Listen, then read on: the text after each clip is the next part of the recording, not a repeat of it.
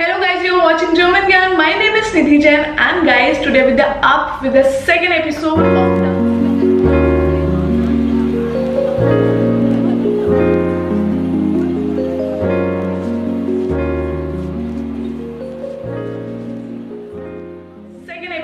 of doubt session video.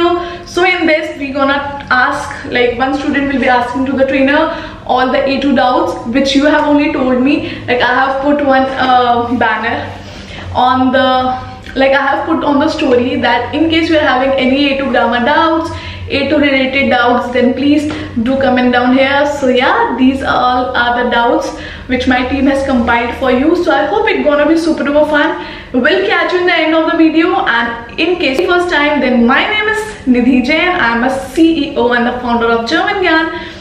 German Gyan is a one-stop solution to make you learn German language online and offline for A1 to C2 all the levels. Teacher training program, brush up classes, module practice, you can say per module practice, exam preparation of TELC or GOET, anything. German Gyan is a one-stop solution to all your needs. Let's meet in the end of the video. All the very best. Okay Shrishta, if you have any doubt of A2 level, then you can ask me. Okay? Okay ma'am, कि हम जो गैलेटिव case होते हैं, जो उनके objects होते हैं, उनमें कौन-कौन सी एंडिंग्स लगती है? ठीक है, देखो फर्स्ट चीज, गैलेटिव केस में सारे ऑब्जेक्ट्स में एंडिंग नहीं लगती है. जो ऑब्जेक्ट्स मैस्कुलिन होते हैं और न्यूट्रल होते हैं, सिर्फ वही दोनों एंडिंग्स लेंगे. ठीक है, एंडिंग्स ऑब्जेक्ट्स में लगेगी या तो एस या फिर ईएस.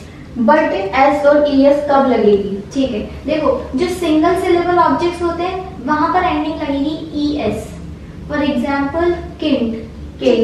किंट सिंगल सिलेबल है, तो जब तुम इसे गैनेटिव केस में एज अ ऑब्जेक्ट यूज करोगी, इसकी एंडिंग लगाना ईएस, किंडस.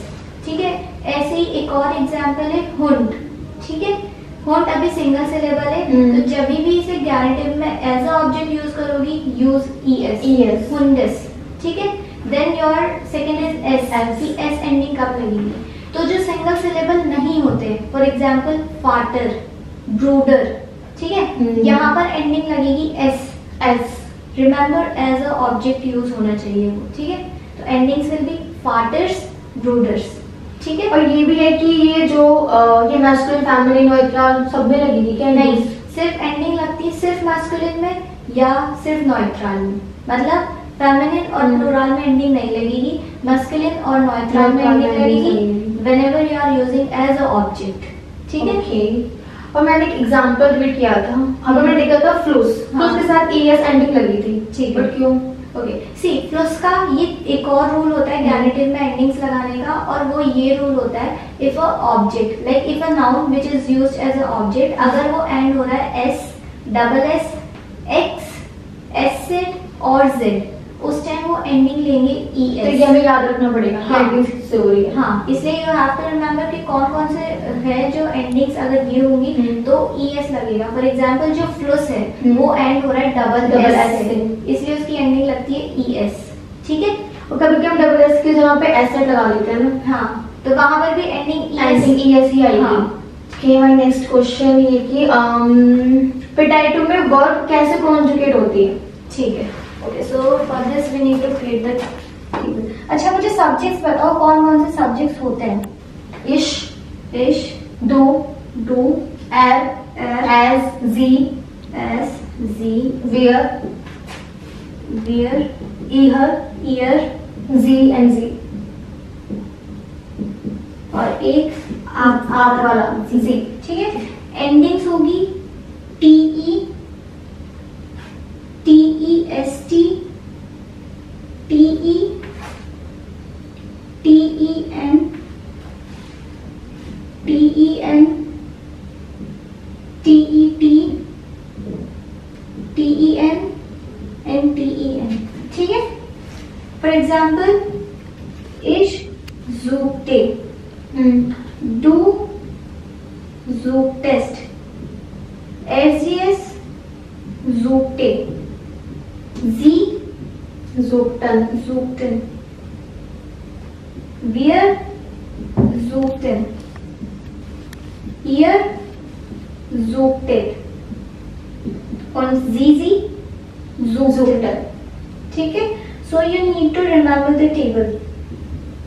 ओके ठीक है। अच्छा ये कैसे होता है, जब हम प्रेजेंट टेंस यूज करते हैं ना तो प्रेजेंट टेंस में इश की क्या एंडिंग लगती है, सिर्फ ई, ठीक है। यहाँ पर सिर्फ ई, सिर्फ एस टी।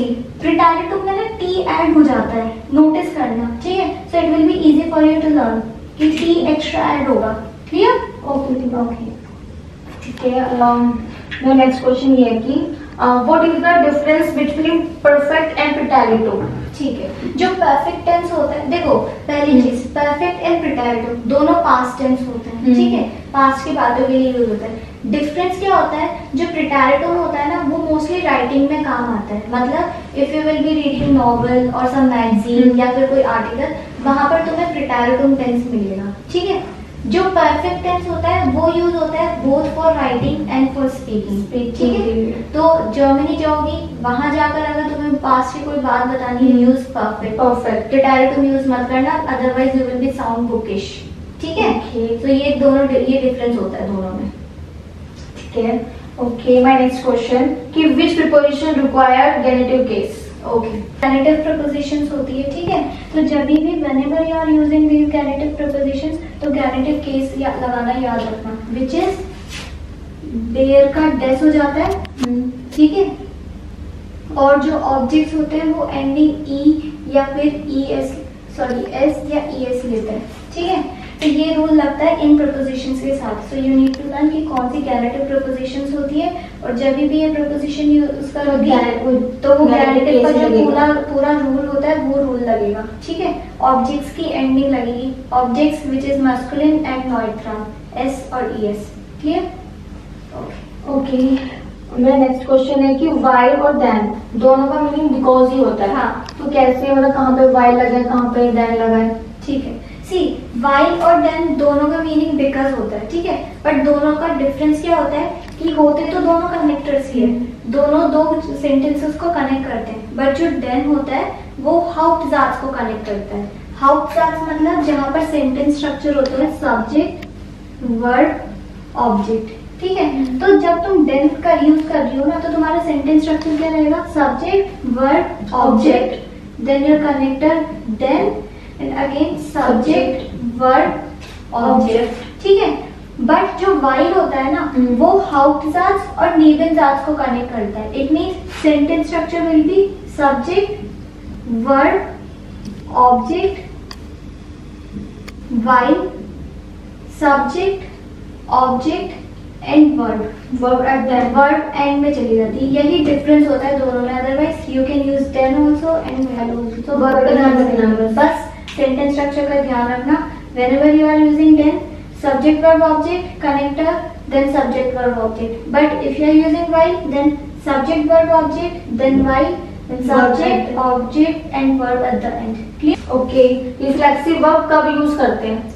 रिफ्लेक्सिव वर्ब कब यूज करते हैं, ठीक है। देखो जर्मन्स ने ना कुछ वर्ब्स डिसाइड कर रखी हैं कि वो रिफ्लेक्सिव होंगी, ठीक है। नाउ कब यूज करते हैं उसका ये क्राइटेरिया होता है if your subject and your object are same, ठीक है। फॉर एग्जाम्पल एक वर्ड होती है sich duschen, ठीक है। इसका मतलब होता है टू टेक शावर।